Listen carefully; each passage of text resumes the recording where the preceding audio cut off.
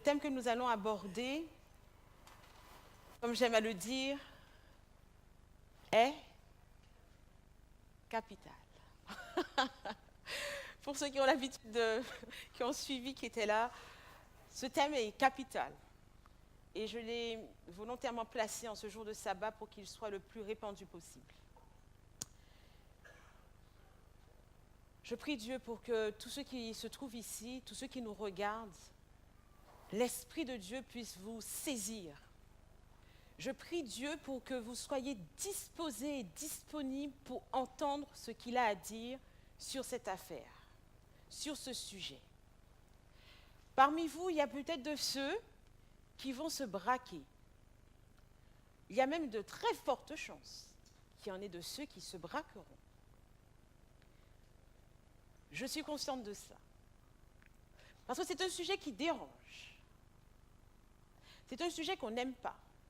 C'est un sujet qui viendra chercher et titiller vos habitudes, votre conception de la vie chrétienne, qui vous permettra, qui vous forcera, qui vous obligera peut-être, je ne sais pas, placez-vous où vous voudrez, mais qui va solliciter chez vous de sortir de votre zone de confort pour entrer dans le plan de Dieu, tel qu'il a inscrit au travers du sanctuaire et du lieu très saint. Je ne vais pas être plus longue, vous verrez, je serai avec vous. Je veux vraiment que vous puissiez, s'il vous plaît, m'accorder la possibilité d'aborder cette thématique avec vous et bien d'autres encore. Je vais cheminer avec vous. Vous me connaissez, je vais être franche, je vais dire les choses.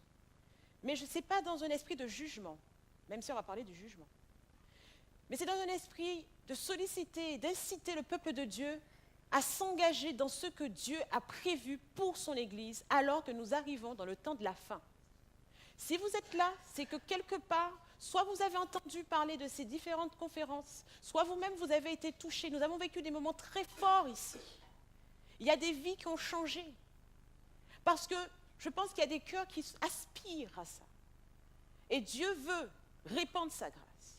Mais pour qu'il puisse la faire complètement, il faut entrer dans les plans de Dieu complètement. Il n'y a pas de demi-mesure avec Dieu. On est avec lui ou on n'est pas avec lui. Alors mon objectif ce matin, comprenez-le bien, c'est de cheminer avec vous et de vous emmener dans les voies que Dieu m'a moi-même, dont il m'a convaincu moi-même, pour vous y en conduire aussi, pour qu'ensemble, nous puissions nous tenir debout quand Jésus reviendra et que nous disions, voilà notre Seigneur que nous attendions. Vous êtes d'accord? On peut faire ça ensemble? Que le Seigneur soit béni. Je vais prier avec vous, si vous voulez bien. Priez avec moi aussi, si ça vous dit, si vous le souhaitez.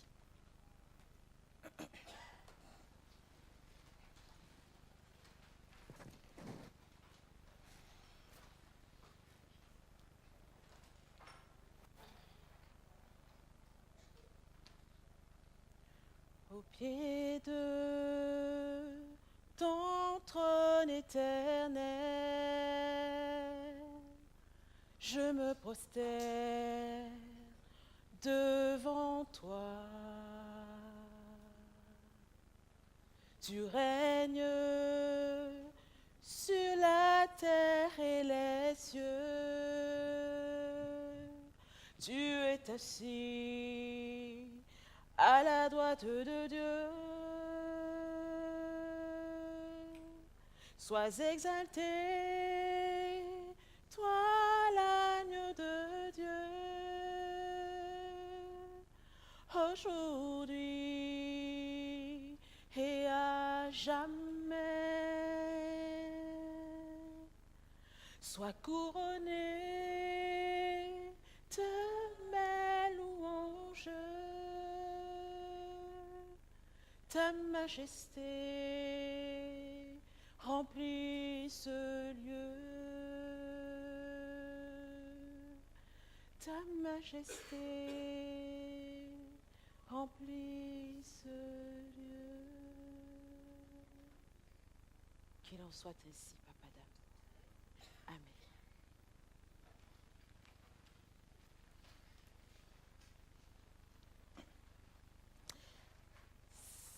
Sabbat dernier, lorsque j'ai entamé ce séminaire avec vous, nous nous sommes basés d'emblée sur le texte primordial et capital, le texte de référence qui donne existence, qui donne raison d'être à notre Église. En tant que dernière Église, juste avant, dernière Église, je dirais prophétisée, juste avant le retour de Dieu, cette Église est l'Église de Laodicée. Et cette Église a une mission particulière. Après elle, il n'y en a plus d'autres, qui est prévue par Dieu dans l'Apocalypse, en Apocalypse 2. Éphèse, Pergame, Thyatire, toutes ces églises ont existé et représentaient une époque particulière dans l'histoire de l'Église chrétienne. Église qui est supposée annoncer une nouvelle, la bonne nouvelle de Christ et de son amour. Une dernière va prendre naissance en 1844, nous le savons, dans l'optique de pouvoir annoncer un évangile éternel à tout peuple, à toute langue, à toute nation, à toute tribu. Pour dire quoi d'une voix forte? Craignez Dieu et donnez-lui gloire, car l'heure de son jugement est venue. Samedi dernier, nous nous sommes rendus compte, et tout au long de cette semaine, nous avons cheminé dans l'idée que le jugement est une bonne nouvelle. Amen. Le jugement concerne non pas simplement l'homme qui se retrouve devant Dieu à être condamné, le jugement concerne le jugement du péché. Dieu qui juge le péché et qui juge son auteur. L'objectif de Dieu est de pouvoir libérer les hommes de la puissance du péché en eux et de les délivrer complètement. C'est pour cela que c'est une bonne nouvelle. Enfin, j'espère pour vous. C'est une bonne nouvelle que de savoir enfin, mes frères et sœurs, qu'il n'y aura plus de péché sur la terre, qu'il n'y aura plus de souffrance, qu'il n'y aura plus de douleur, qu'il n'y aura plus de deuil, il n'y aura plus de viol, il n'y aura plus de pleurs. Mes frères et sœurs, c'est une bonne nouvelle et c'est cette nouvelle-là qui doit être annoncée au monde entier. Par qui? Par l'Église de Laodicée. Et cette Église, justement, signifie Laos. Dicée, Laos pour peuple, Église, Dicée pour jugement. L'Église donc qui vit au temps du jugement, l'Église qui est appelée à annoncer un jugement, à prophétiser un jugement, là où toutes les autres annoncent un jugement au retour de Dieu, au retour de Christ, toutes attendent le retour de Christ, mais toutes par contre n'annoncent pas un jugement qui sera préliminaire avant le retour de Christ. Nous sommes la seule Église qui le prônons. Nous avons été mandatés pour le faire, c'est ce qui explique notre raison d'être sur cette terre. Mais pour pouvoir annoncer ce jugement, il faut soi-même être déjà au clair avec le jugement. Il faut déjà être prêt physiquement, mentalement, moralement pour pouvoir déjà vivre ce jugement-là, qui consiste à se délivrer, qui consiste à être délivré du péché. C'est pour cela que tout au long de la semaine, au travers du sanctuaire, nous avons cheminé pour comprendre quel est l'objectif de Dieu et comment Dieu va s'y prendre pour nous ôter de cette condition de vie de péché. Même si nous avons une nature pécheresse, pour Dieu, ce n'est pas une fatalité que de vivre dans le péché.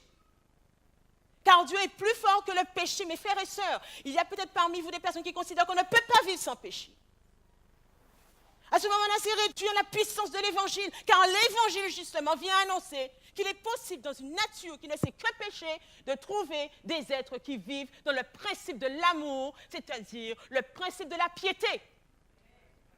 Si vous n'êtes pas au clair avec ça, il n'y a pas de raison, mes frères et sœurs, que vous soyez en train de vous préparer pour le retour de Christ. Vous vivrez dans la tromperie de Satan. Car c'est ce qu'il veut, que l'on considère qu'on ne peut pas vivre sans péché.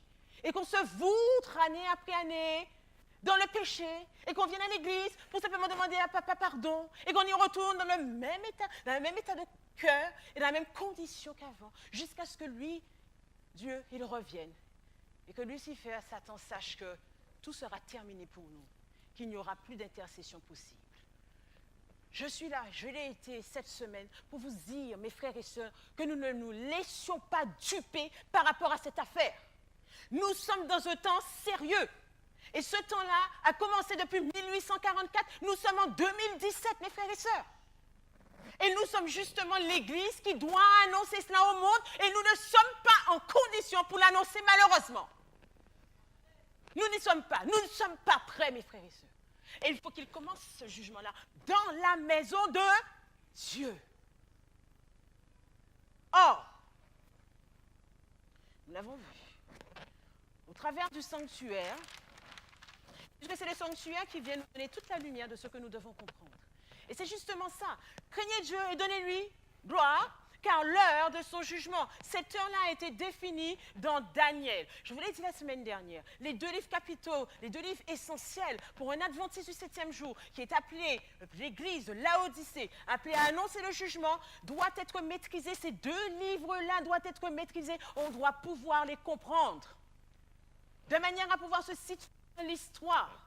Et de comprendre aussi les prophéties et comprendre ce qui nous attend afin que nous ne soyons pas séduits par le séducteur. Ainsi donc, l'heure, qui n'est donc pas définie dans l'Apocalypse, va être définie dans le livre de Daniel. On l'a dit dans Daniel 8, verset 14. Mes frères, c'est les deux textes que vous devez maintenir dans l'esprit. 2300 soirs et matins. Et le sanctuaire sera purifié. Ce sanctuaire sera purifié représente exactement la réalité de ce qui était en train de se faire dans le sanctuaire lorsque un jour dans l'année venait le temps de la purification du sanctuaire, du Yom Kippur. En tout cas, c'était le jour du Yom Kippour. Le jour du... Avant d'être le jour du grand pardon, c'était le jour du jugement, mes frères et sœurs. Ne nous y trompons pas. Était considéré le cas de chaque individu. Le sacrificateur, je vous l'ai permis de le lire pour vous rafraîchir la mémoire si vous voulez retourner dans Lévitique ou relisez Lévitique pour comprendre ce qui s'y passait. Nous sommes le peuple du sanctuaire. Nous devions comprendre ces réalités-là. Et pas simplement les connaître, les intégrer dans notre vie et que cela ait du sens, mes frères et sœurs. Dans notre quotidien, on doit pouvoir cheminer, entrer chaque jour dans le sanctuaire et cheminer consciemment, psychiquement, émotionnellement, physiquement au travers de cette compréhension du sanctuaire. Ce n'est pas quelque chose de fictif, il existe un sanctuaire au ciel et actuellement même se passe un événement extraordinaire qui concerne l'humanité. Il y a un jugement. Alors, en y retournant dans Daniel, je vous l'ai dit la semaine dernière, je vous ai dit que Daniel est le livre de référence aussi du jugement. Le terme Daniel signifie Dieu juge. Lorsque vous lisez le livre de Daniel, vous avez tout ce que vous devez comprendre de ce que le peuple qui doit vivre au temps du jugement, le peuple qui doit juger Dieu digne d'être servi, d'être adoré. Il y a un peuple qui va se tenir debout pour dire Dieu est digne d'être aimé lorsque un a dit que Dieu n'était pas digne. Tel est le jugement aussi. Car si nous sommes jugés au travers de notre vie, Dieu aussi l'est au travers de notre vie. C'est la raison pour laquelle lorsqu'on lit le texte, l'heure de son jugement est venue, on peut le comprendre des deux manières. L'heure du jugement de Dieu à l'égard de son peuple, mais l'heure aussi de Dieu qui est jugé au travers de son peuple. Or, si Dieu regarde notre vie aujourd'hui, mes frères et sœurs, il est en problème. C'est tout à fait le contraire qui est défini, qui serait défini. Et c'est donc, je disais, lorsque Daniel, on lit ce livre, Daniel est le livre, et bien en particulier, enfin, tout le livre de Daniel, mais en particulier les 6 premiers livres. C'est tout le livre, en fait. Mais les 6 premiers livres vont vous donner la manière que le peuple qui attend Dieu doit se préparer au retour de Dieu ou au jugement. Déjà, il annonce le retour de Dieu au travers de la statue, le pied, comme on l'avait vu, la pierre. Ensuite, on a dit dans Daniel 7 qu'il y avait l'annonce du jugement. Vous avez tout ce que vous devez comprendre pour les derniers jours dans Daniel. Mais remarquez bien aussi, il va aussi évoquer la notion de l'adoration. La statue qui doit être adorée. Là où, justement, Apocalypse 13 va nous parler de l'adoration, de la marque de la bête.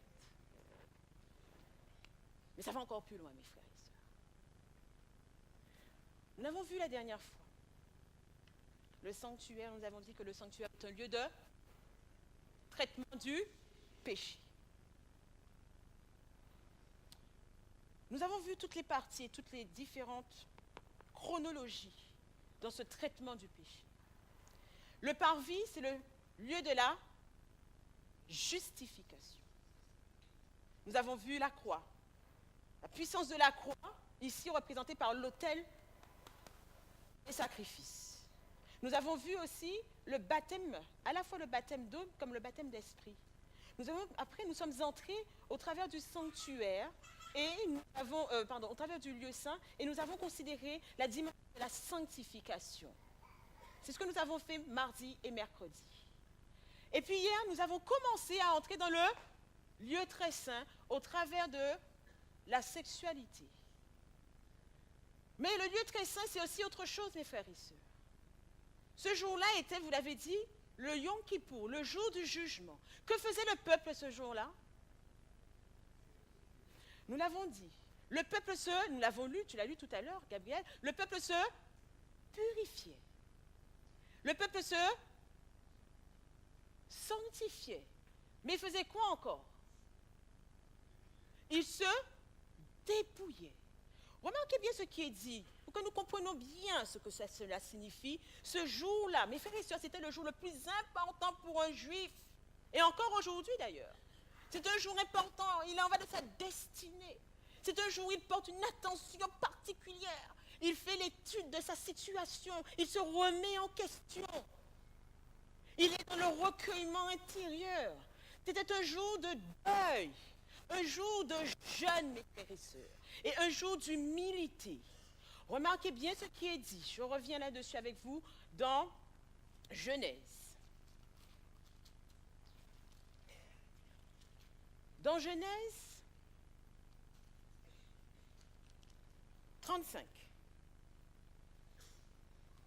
Pour comprendre ce que ça signifie que de vivre pour un juif la purification. Ici, on se retrouve avec Jacob. Et Jacob, alors que ses fils ont tué l'agresseur de leur frère, se retrouve dans une panique et il veut rencontrer Dieu. Il veut aller à la rencontre de Dieu pour que Dieu lui fasse grâce, il fasse grâce à ses enfants, il indique ce qu'il doit faire et le protège aussi des menaces suite à ce crime.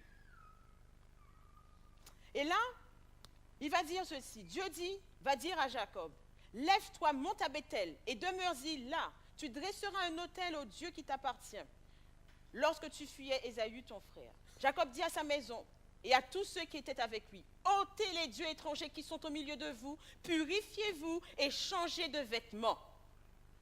Nous nous lèverons et nous monterons à Bethel. Je dresserai un autel au Dieu qui m'a exaucé dans le jour de ma détresse. Verset 4. Ils donnèrent à Jacob tous les dieux étrangers qui étaient entre leurs mains et les anneaux qu'ils avaient à leurs oreilles. Jacob les enfuit sous le térébinthe et qui était à Sichem. Ce jour-là, le jour du Yom Kippour, qui était un jour sérieux, qui remettait en question la destinée du peuple, le peuple se devait de se dépouiller. Dans dépouillement, nous avons l'indication ici, il y avait une question de changement de vêtements. Le peuple ne pouvait plus, d'ailleurs, même le sacrificateur ou le souverain sacrificateur qui avait des vêtements sacerdotaux, ce jour-là devait porter un vêtement simple, enfin lin blanc, sans chichi chacha. Ceux qui étaient le peuple qui était alentour, quant à eux, devaient retirer leurs vêtements et se mettre des sacs parce que leur situation était en train de se jouer. Qu'est-ce que cela veut dire pour nous aujourd'hui, mes frères et sœurs? Ça veut dire que le peuple de Dieu que nous sommes, nous devons avoir un parallèle et considérer ces éléments-là aussi dans nos vies. Je remets en question cette affaire-là devant vous aujourd'hui, mes frères et sœurs, et je parle au peuple de Dieu. Est-ce que nous sommes réellement dans l'humilité? Est-ce que nous sommes réellement dans la simplicité que Dieu nous demande d'être aujourd'hui, alors que nous sommes dans un temps de jugement? Je parle aux jeunes filles. Non. Je parle aux jeunes filles et aux jeunes dames, ou aux dames. Et je me permets de le faire parce que je suis une femme moi-même. Les tenues vestimentaires que nous avons dans le temps du jugement n'est pas adéquate par rapport à ce qui se vit aujourd'hui. Nous nous permettons, mes frères et sœurs, de venir dans le sanctuaire de l'Éternel, dans les tenues que je me permets de voir. Mes frères et sœurs, vous ne vous rendez pas compte de ce qui est en train de se passer. Jeune fille, peut-être que tu ne sais pas. Je ne suis pas là pour te juger. Je te l'ai dit tout au début. Je t'ai dit qu'il se pourrait que je dise des choses qui vont te bousculer. Mais je me dois de le dire pour prévenir le peuple de Dieu. Nous ne pouvons pas continuer comme cela. Aujourd'hui, c'est ce qui se passe à l'extérieur, dans le monde que nous ramenons ici. Ce n'est pas possible. Lorsque nous comprenons la réalité du sanctuaire, nous ne pouvons pas nous comporter de la même manière que ceux qui n'ont pas cette réalité-là. Nous devons nous mettre en adéquation. Dieu te dit, c'est clair que tu faut que tu vives dans le monde. Nous sommes dans ce monde-là, mais nous ne sommes pas de ce monde-là. Et donc dire ta tenue dans cette qualité-là doit être considérée, reconsidérée. Ce n'est pas le temps de mettre en valeur tes formes à l'église de l'Éternel. Non. C'est le temps de te couvrir.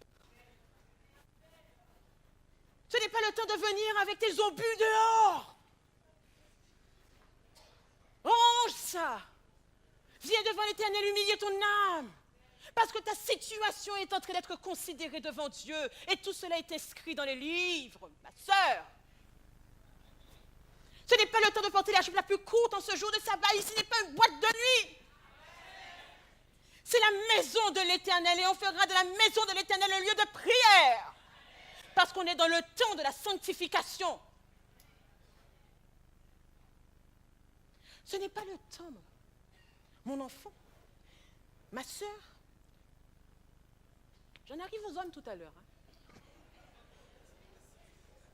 Je vous rassure, mesdames. Genèse 4. Ils donnèrent à Jacob tous les lieux étrangers, tous les dieux étrangers qui étaient dans leurs mains et les anneaux qui étaient à leurs oreilles.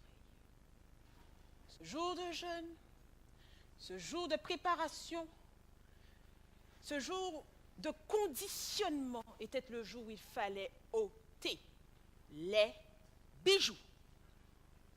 Waouh! Ça posait la question, comment se fait-il que je puisse parler de ça dans une église adventiste? Mes frères et sœurs, on est dans le temps de la purification,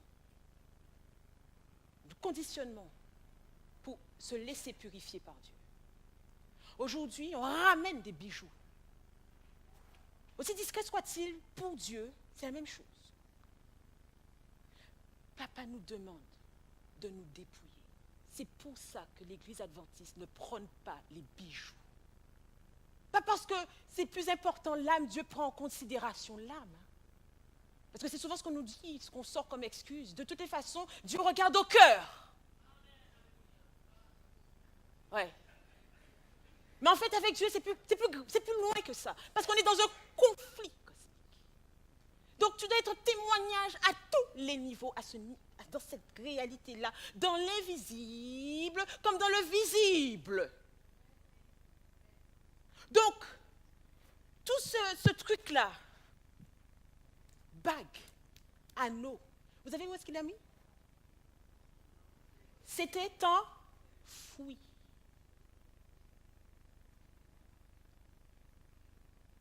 Il est temps de se dépouiller, mes sœurs, pour laisser émerger la beauté de l'Éternel d'un caractère. Tu peux avoir tous les bijoux du monde, tu peux ressembler à qui tu veux, mais ce qui importe pour Dieu, c'est l'état de ton cœur. Or, justement, le bijou là que tu portes là peut justement cacher bien des défauts de caractère. Dieu te demande de porter de l'attention à ce qui est important aujourd'hui. Décharge-toi de cette préoccupation-là. Et occupe-toi d'une autre préoccupation qui consiste à la purification de ton âme. Messieurs, lorsque tu viens devant l'Éternel, viens devant celui qui est ton maître et viens dans une condition pour rencontrer ton Seigneur. Tu ne vas pas en boîte de nuit. Tu ne vas pas au sport. La tenue vestimentaire que tu portes doit justement révéler dans quelles conditions que tu es. Aujourd'hui, là aussi, cette dynamique, autant elle concerne les hommes, les femmes, elle concerne aussi les hommes. Ce fameux short-là qui descend, ce fameux pantalon qui descend. Et on monte et on descend, on monte, on descend. Le caleçon qui rentre, qui monte jusque-là, le pantalon qui descend jusque-là. Ce n'est pas ça que Dieu cherche, mon enfant. Que tu aies du style, ce n'est pas son problème. Ce qu'il veut, c'est que tu aies une âme purifiée. Que tu montres la simplicité et l'action de l'esprit qu'il est en train de faire en toi. C'est ce qu'il veut dans sa maison. Ce jour-là était un jour où les hommes et les femmes priaient. Mais c'était aussi un jour de jeûne. Le jeûne, mes frères, j'en ai déjà parlé, est une condition de la vie de ceux qui attendent le retour de Dieu. C'est une condition de la vie chrétienne. Ce n'est pas un accessoire. Ce n'est pas une expérience que l'on fait quand on veut bien. Je l'ai dit, ce n'est pas non plus le sabbat que ça se vit, sauf une seule fois dans l'année qu'il se permettait de le faire parce que l'heure était grave, c'était pour le Yom Kippour. Mais autrement, le jeûne était réalisé dans la vie quotidienne des Juifs. Or, le sabbat n'appartient pas à l'homme, il appartient à Dieu. Mais le jeûne aussi, mes frères et sœurs, au-delà de simplement vivre une journée sans nourriture, Dieu a donné une manière pour son peuple de vivre dans une constante réalité de jeûne, mes frères et sœurs. Parce que justement, ce qui se vivait ce jour-là, Dieu veut que nous la vivions, nous vivions cette réalité, même aujourd'hui, dans notre réalité de tous les jours. Il veut ça, il veut rendre cela pratique. C'est pour cela qu'il a donné la réforme sanitaire et alimentaire, qui est un jeûne en soi, mes frères et sœurs. Car dedans, tu ôtes. Jeûner, c'est se priver d'eux. C'est ôter. C'est sortir de son alimentation un certain nombre de choses. Dieu a demandé à son peuple d'ôter et de retirer de son alimentation bien des choses, mes frères et sœurs. En l'occurrence, la viande.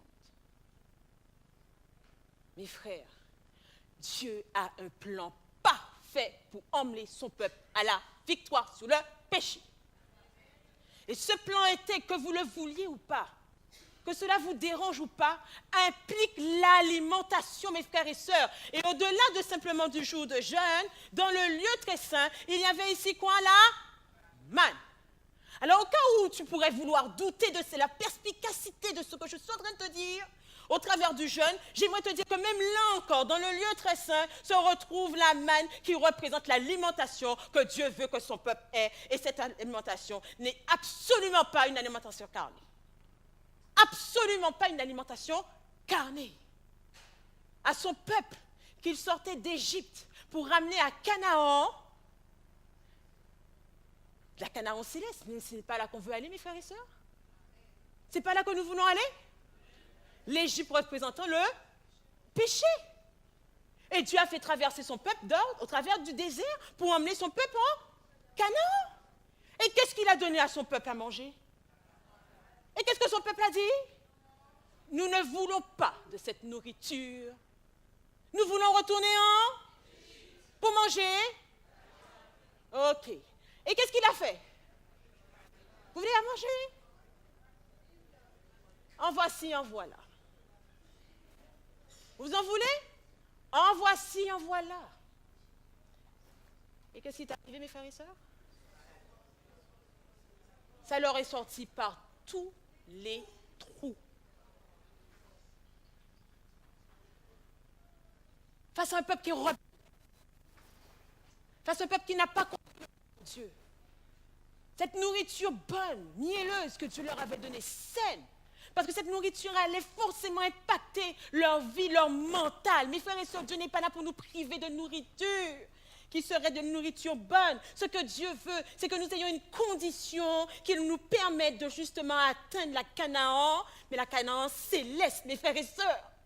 Rien de ce que Dieu nous donne n'est mauvais. Tout est bon avec Dieu. Tout est très bon avec Dieu. Mais nous disons au Seigneur, non. J'assure à ce niveau-là, dans ce domaine-là, tu ne mets pas la main. Tu n'as rien à dire là-dessus. Et on s'étonne qu'il manque de la puissance dans l'Église. On s'étonne qu'il y ait de la violence dans les couples. On s'étonne que les enfants, les jeunes, sont dans toute espèce de réalité qui n'ont rien à voir avec le spirituel, parce que justement, spiritualité et alimentation font un, mes frères et sœurs. Un. Vous ne pourrez pas ôter la spiritualité, vous ne pourrez pas ôter de la spiritualité, l'alimentation, l'hygiène de vie, vous ne pourrez pas, mes frères.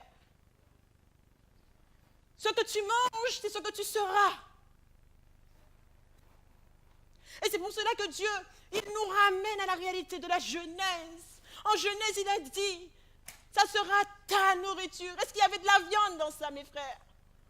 Est-ce qu'il y en avait de viande? Non.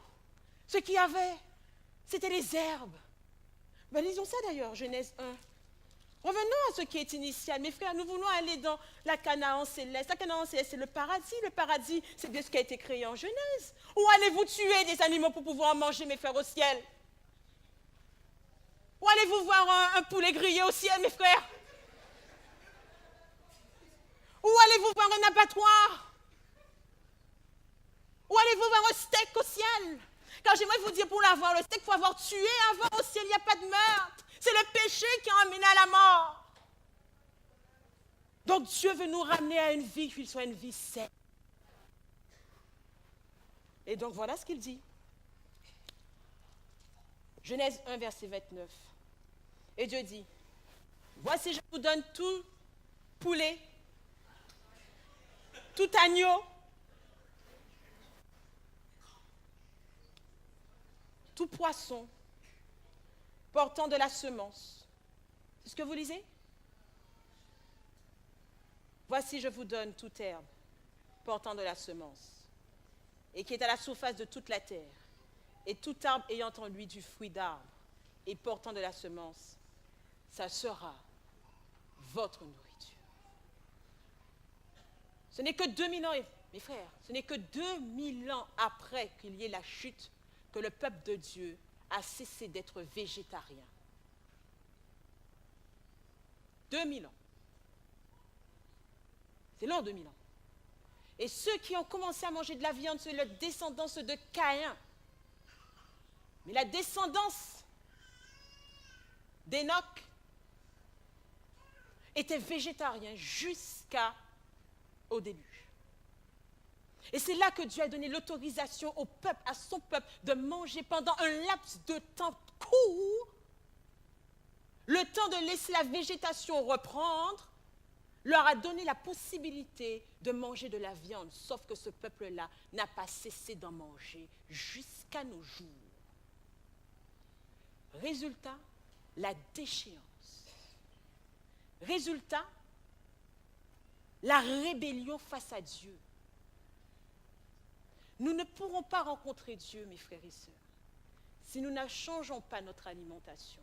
Nous ne pourrons pas entendre la voix de l'Esprit Saint nous parler et nous diriger pas à pas dans notre journée, comme il l'a d'ailleurs très bien indiqué, le chantre, en disant que l'objectif de l'Esprit, c'est de nous diriger. Nous ne pourrons pas. L'alimentation va avoir un impact. La viande que tu vas manger va se putrifier dans ton corps et produire un mauvais sang. Or, c'est justement ce sang-là qui produit tes pensées. Et tes pensées, tes actes, des habitudes, une destinée éternelle de perdition ou d'éternité.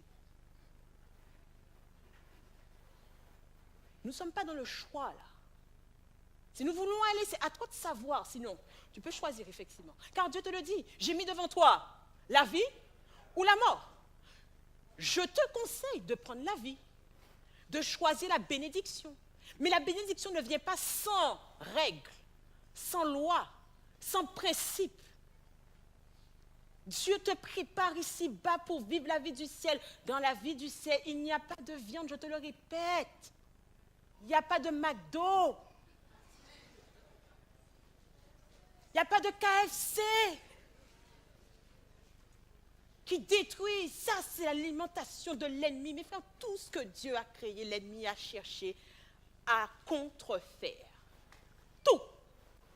Et il sait exactement comment détruire le psychisme de créatures de Dieu. Regardez les maladies qui se répandent. Elles ne se répandent pas simplement à l'extérieur. Elles se répandent dans nos églises. Et après, on demande au Seigneur, mais oui, pourquoi le Seigneur ne me bénit pas? Mais il veut te bénir. Il le veut. Il t'a donné la méthode. Dieu veut que tu ailles encore plus loin. Là, je te parle de viande. Mais l'alimentation, la réforme sanitaire et alimentaire ne concerne pas que la viande. Mais ce que tu vas boire aussi. Parce que ce que tu vas boire va avoir un impact sur toi. C'est pour cela qu'il va te dire, au niveau de l'expiration de l'N-White, ôtez ce qui va vous exciter. L'alcool. Mes frères, il y a de l'alcool dans nos églises. Les frères et sœurs boivent de l'alcool lorsqu'ils vont, ils sortent. Non, ce n'est pas grave. Il faut avoir une ouverture d'esprit. Ouverture d'esprit. Sache qu'au moment où tu le fais, il y a un ennemi qui est là et qui ne cherche qu'à pouvoir le faire pour pouvoir te mettre une pierre d'achoppement. Placer devant toi une pierre d'achoppement. On a tendance à laisser aller les choses, à ne pas voir l'importance. Aujourd'hui, il n'y a pas plus tard que pendant l'année dernière, nous nous rendions dans un anniversaire. Et on nous a proposé, on ne vous propose même plus du champomis. On vous propose du vin désalcoolisé. Vous connaissez ça? Vin désalcoolisé. Comment ça s'appelle? Sans alcool.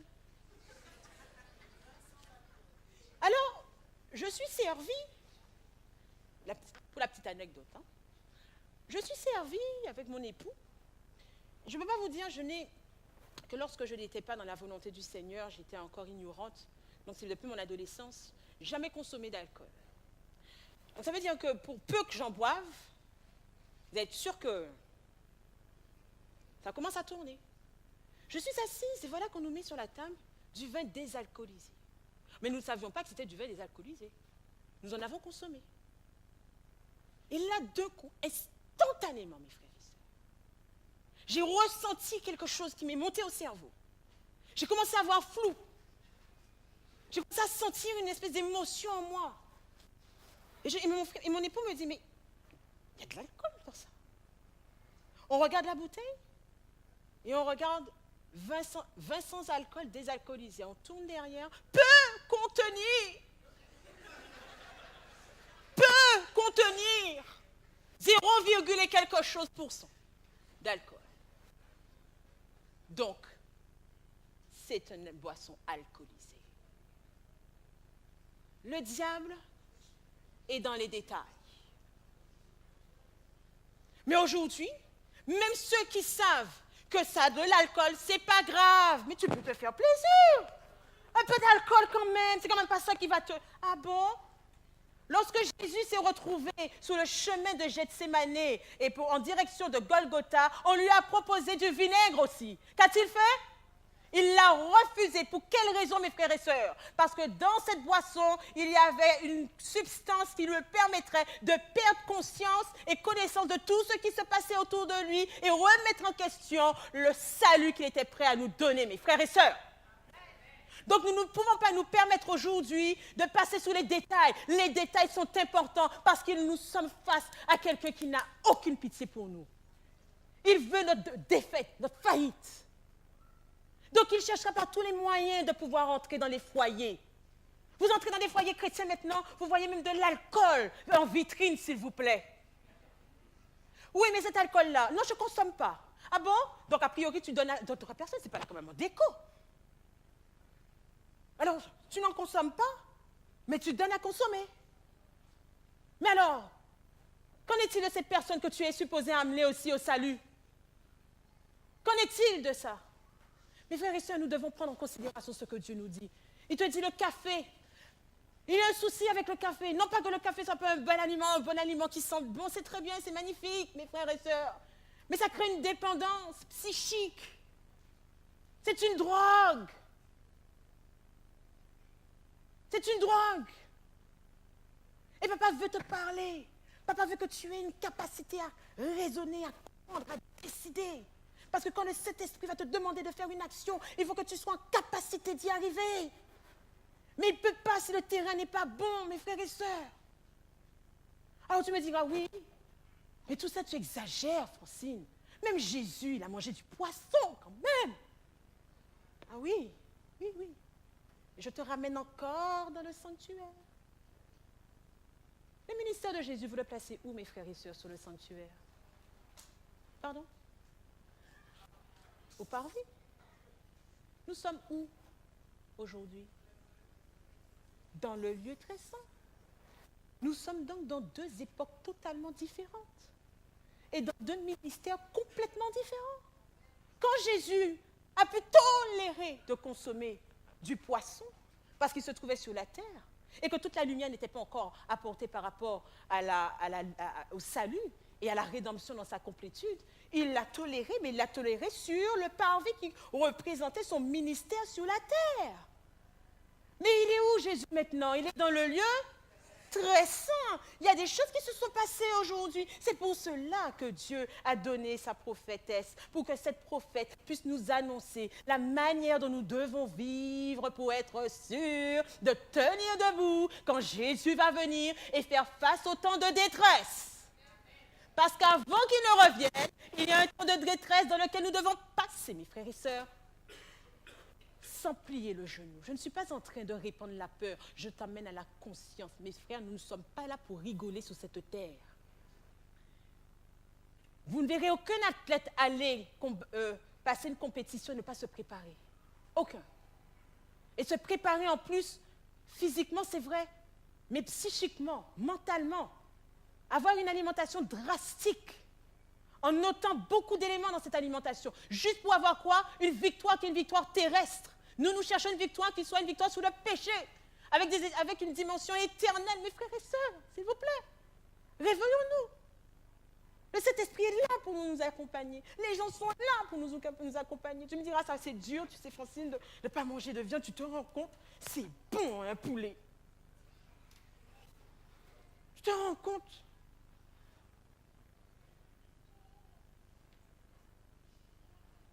Un agneau au four. Tu me dis que je veux manger ça? Je t'ai dit que je veux te dire ici qu'aucun agneau, à part l'agneau de Dieu, n'est mort pour toi. Aucun. Cet agneau qui est dans ce plat-là, il ne participe pas à ton salut. Le seul agneau qui a choisi de mourir pour toi, c'est Jésus-Christ. Et Jésus-Christ t'appelle aujourd'hui à passer dans cette dimension-là. Fais l'expérience avec Dieu. Fais cette expérience. Remets cette dimension-là à Dieu. Et il va changer tes papilles gustatives petit à petit. Il va te faire vivre des expériences. Tu ne sais pas cuisiner. Il va t'apprendre, il va te donner l'inspiration. Il va te trouver à faire des découvertes. Tu vas devenir un chef dans Masterchef. Chef. Chef cuisine. Il y a des potentiels énormes dans l'Église. De personnes, de jeunes filles, de jeunes hommes qui savent faire des choses. Mais de par le refus, bien souvent, de leur vie, de l'influence de l'esprit, tout ça est anéanti et mis en sourdine ou mis au service du monde. Alors que Dieu nous a demandé, mes frères et sœurs, dans ce temps de glorification, de glorifier son nom en ouvrant des magasins diététiques, en ouvrant des restaurants. Regardez le monde, mes frères et sœurs. Tout se tourne vers une alimentation végétarienne, une alimentation bio. C'était là, Seigneur mon Dieu, c'est à ce moment-là qu'il voulait que le peuple de Dieu, son peuple, l'Église adventiste, rayonne au travers de la compréhension de ce message-là. Nous aurions été les pionniers, nous serions là dans les églises, mais aussi dans les lieux publics, à donner la voix aux gens pour leur montrer comment manger sainement dans un temps où justement il y a de la malbouffe. En ce sens, nous aurions été de vrais témoins pour Dieu. Nous aurons glorifié notre Dieu. Aujourd'hui, nous sommes ceux qui mangeons exactement ce que le monde fuit. Dieu a honte, je me permets de vous le dire. Dieu a honte de nous. Et c'est pour cela qu'il va le dire dans Apocalypse 3. Tu crois que, mais tu ne sais pas que tu es aveugle, misérable, aveugle et nu. Et tu sais ce que j'ai envie de faire? J'ai envie de... Mais mes frères, Dans la grâce de Dieu, il y a toujours un appel.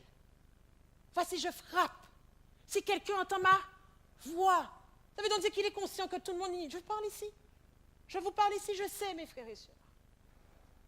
Non pas parce que je le sais de mon cœur, je le sais par la connaissance que Dieu met. Il y a les vierges folles et les vierges sages. Et ils sont 50-50. Ça veut dire dans la salle, il y a 50 personnes qui vont certainement laisser Dieu faire cette œuvre en eux. Et 50 aussi qui vont, 50%, laisser passer ce message. Mais la fin des temps nous dira qui avait raison.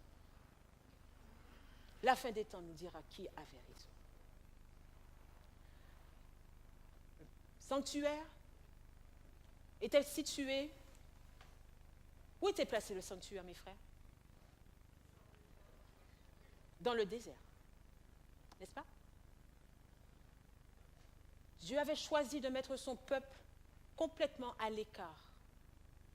Non pas de poser le sanctuaire en plein cœur de la ville, mais de placer le sanctuaire à l'écart.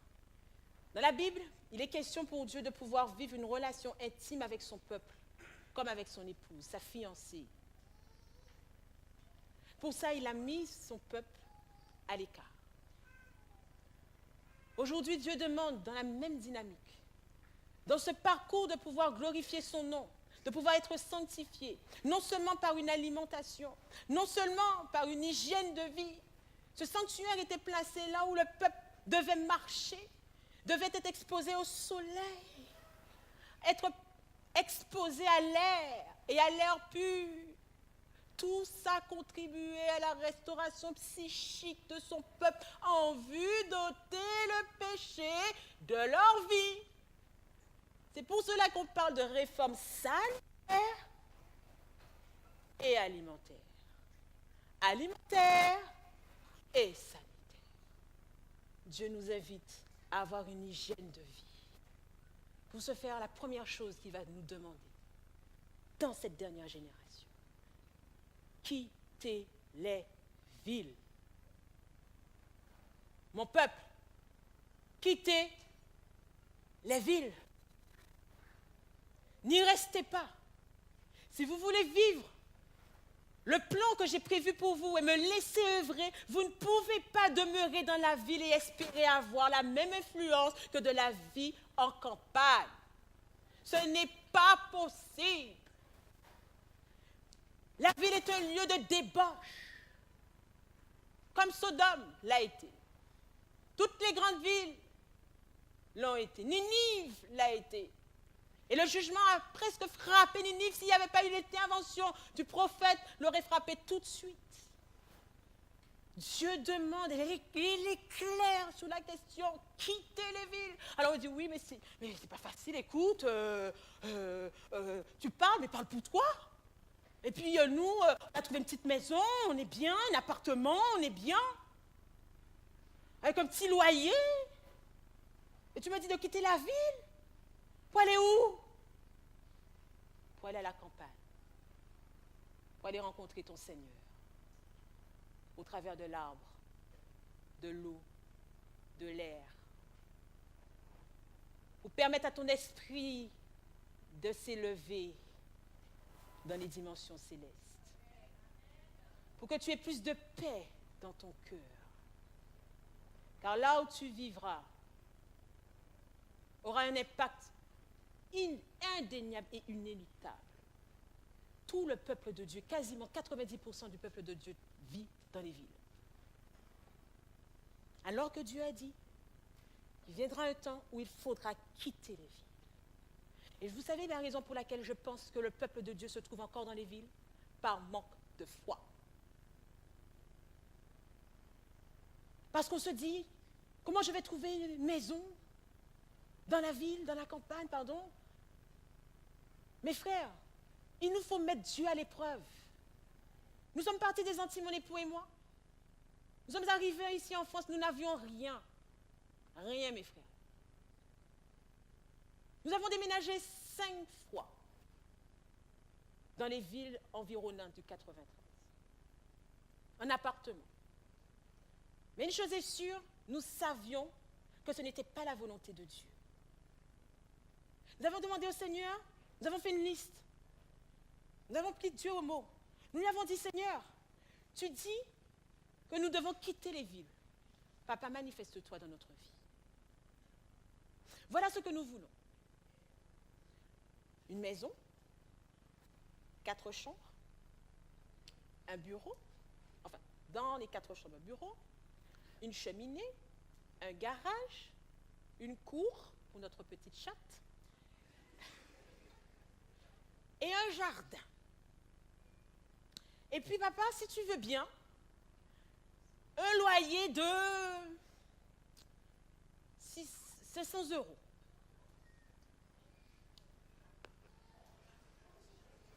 Alors, comme vous,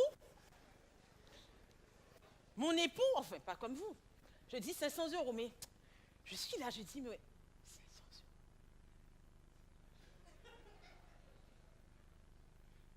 Avec mon époux. Et puis il dit, Seigneur, non, Seigneur, non. Tu es Dieu, tu es le grand Dieu. On demande un loyer de 350 euros. Je lui ai dit, mais tu es Dieu. Mais tu rigoles. Mais voyons, mais quand même pas.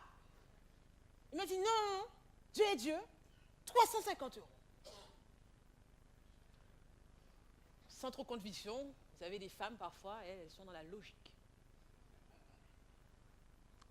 Et puis voilà, nous avons déménagé un jour sur Antony, une belle maison, petit pavillon, à débarquer là, avec un grand jardin de 1000 mètres carrés.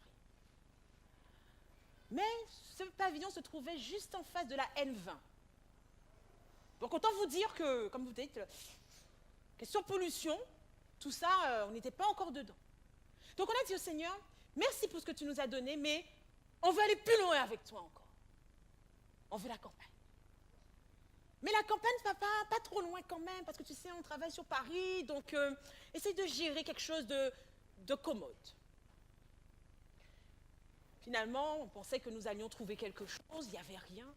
Et vous savez ce que nous avons fait? Nous avons mis Dieu à l'épreuve, nous avons donné notre préavis de départ avant même d'avoir le lieu. Donc c'était au mois de septembre de l'année dernière. Non, 2015. Et j'étais en pleine conférence sur la sexualité. Je suis en train de faire une conférence, je ne sais même pas où je vais habiter à la fin du mois. Mais je fais une conférence. Dieu se charge. Et puis, un jour, nous allons en réunion, nous partons pour le boulot. Il y avait quelque chose qui bloquait quand même. Dieu nous parle au travers de la méditation matinale, Teddy et moi, et nous dit, c'est bien les enfants, c'est très bien, mais il va falloir que vous alliez plus loin. Lâchez prise, je m'en occupe. Teddy et moi, nous nous sommes confessés devant Dieu. Et nous avons dit, Seigneur, vas-y. C'était un mardi. Le mardi soir, je le rejoins à l'église de Bagnolet à l'époque, après la réunion de prière, et je lui dis, alors chérie, t'as trouvé quelque chose? Il me dit, oui, j'ai trouvé 3 propositions. Je lui ai dit, mais attends, tu as appelé déjà? Il me dit, non. Mais il faut appeler. Appelons, tout de suite, ce genre de choses, il ne faut pas traîner. Donc on fait un premier appel, rien. Deuxième appel, rien. Et puis il me dit à côté, rappelle. Je rappelle, je tombe sur une dame. Je dis, ah, excusez-moi madame, bonjour, justement je vous appelle concernant votre annonce sur Le Bon Coin, en ce qui concerne un corps de ferme. Donc autant vous dire que c'est pas petit. Et donc, elle me dit, oui, tout à fait, merci d'appeler, j'étais occupée, etc. Donc voilà, c'est un corps de ferme qui appartient à ma maman, qui doit partir, parce que bon, vous savez, elle ne peut plus vraiment vivre toute seule, il faut que je la ramène dans le sud, etc., etc.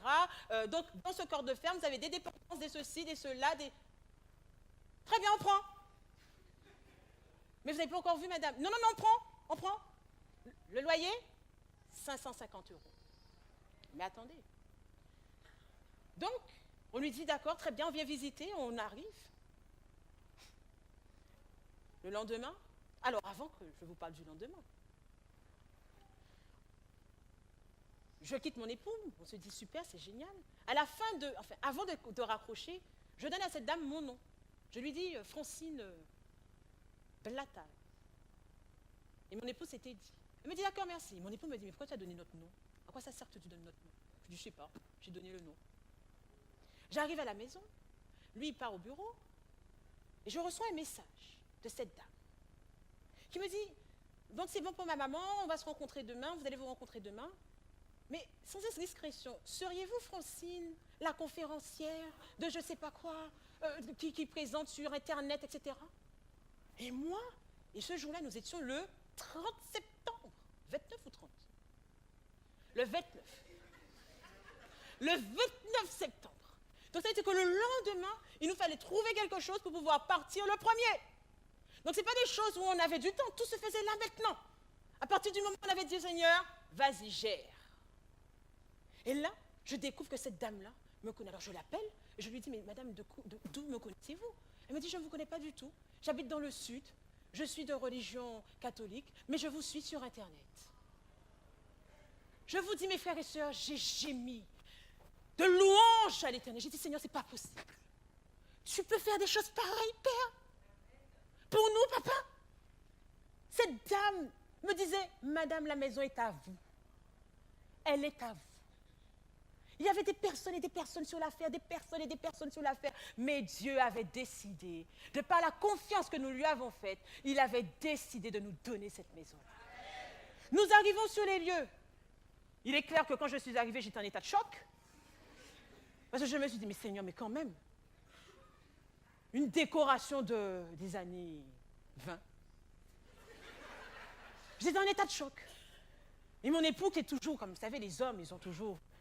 Il me dit, c'est bon. Ça va. T'inquiète pas, on va ranger ça. Mais désordre fouillis. Et puis, on monte, on redescend. C'est clair que c'était une maison à moderniser. Mais Dieu veut que nous puissions nous investir, parce que c'est au travers de ça qu'il travaille notre caractère. Dieu ne nous donne rien de parfait. Il veut agir par nous pour parvenir à la perfection.